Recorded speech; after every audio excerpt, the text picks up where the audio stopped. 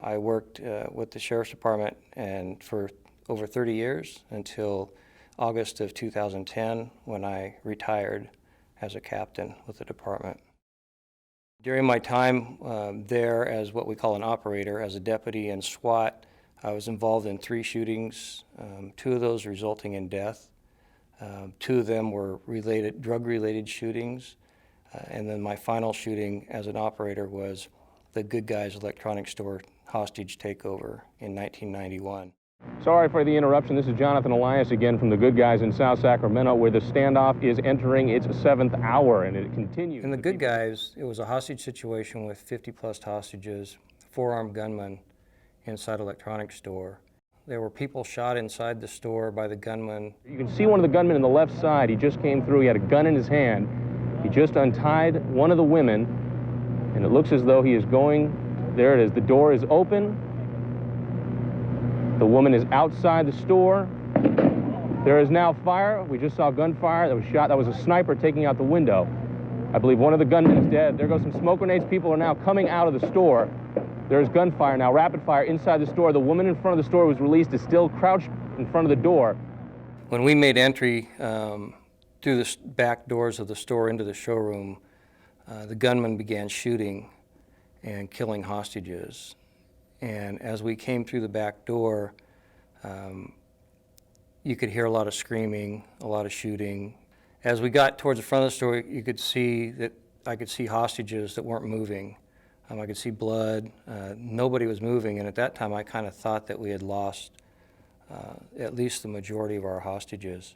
One of my partners got fired at by a shotgun from one of the suspects, and I could feel the muzzle blast and see the flash, but I couldn't really tell where the suspect was at. It resulted in a couple of my partners and myself actually shooting that suspect moments later and stopping that threat. People inside are scampering around, getting cover. One of the gunmen there just was shot inside. It looks as though people have come in from the back and they have opened fire. I just saw another gunman get shot. He has fallen. It does not look like he's still alive. As I got closer to the front of the store, I could tell, again, I saw more blood, more chaos, hostages not moving, and it just really struck me that we had maybe failed in our mission. The final result of that was 3 dead hostages, 3 dead gunmen, and I believe, if my numbers are right, 14 or 15 wounded hostages from both gunfire and from broken glass. The situation seems to be under control now. It happened very fast. They are now moving in emergency crews. They have a fire truck being driven in. We have life flight right close by. We have ambulances all over the place. We have dog units going in. You can see this is pandemonium. Now that truck is blocking. I think the hardest part for me when that incident wasn't so much that I was involved in the shooting, but it was all the things that I saw inside that store with the innocent patrons that were in that store who were shot and killed, and which I stood next to all 3 dead hostages for several minutes, all of them face up near me, and numerous other hostages then starting to ask for help because they had been shot or wounded in some other manner. I thought a lot about my family, and I thought, what if I don't survive this? What if I get critically wounded? How am I gonna get to see my son at least one more time?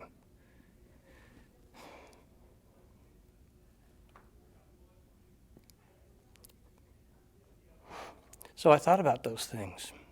I think that was more traumatic to me than the incident itself, just those thoughts. I've had lots of help in dealing with those incidents, and what I have found, the best thing for me was to talk about them. And not only just talk to people that were involved with me in those incidents or my friends, but also to seek professional assistance in dealing with what I was feeling. Again, the situation now seems to be cleared, but this comes after a gunfight. 4 people were inside. They were all heavily armed. I am told by the sheriff's deputy they are described between 17 and 19 years old. In law enforcement, unfortunately, we have pretty big egos. We're afraid to tell people that we're having these feelings. We're afraid that people are going to look down on us for those feelings. And so oftentimes we don't talk about them. When you keep things in and they keep building up, it's almost like having an illness. And until you deal with those things, that illness is never going to go away. Matter of fact, it's going to get worse, because I guarantee you that tomorrow or the next day there's something else that's going to bother you in a call that you handle. And it's going to stack on top of that. And someday you'll get that breaking point. And if you get that breaking point, there's no coming back. The fact of the matter is, in this job, we don't deal with nice things on a daily basis. We are dealing with the problems in society every day. We're there to solve everybody's problems, but then we forget to deal with our own problems and help solve our own problems. So we need to learn how to separate those things, the things that we deal with on a daily basis during our shift, not take them home, and realize that home is a separate area of our life, and that that has to be strong in order for us to be strong at work. Because if you have one part of your life that's not strong, if you're having issues at home, it's going to affect issues at work. The most important thing is to take care of yourself, because if you don't, then the day is going to come where you're going to have to turn in your badge and your gun, because you're not healthy enough to continue with the job. To everybody out there that's watching this video, I just want to say to you, we all know, everyone knows that the job you do is not an easy job. The main thing is for you to take care of yourself, both mentally and physically, so that when it comes that time to have to help your family, your friends, that you're able to do that. And then when you get to the day when you retire, because that's the day we all should be working towards, then you can enjoy life after retirement. If you don't take care of yourselves mentally and physically, retirement will mean nothing to you, and you have to be proud of what you did prior to that in order to have a good life afterwards. So do not hesitate to seek help, even if it's outside your department, to get the help that you need to deal with all the negative things that you've dealt with in your career.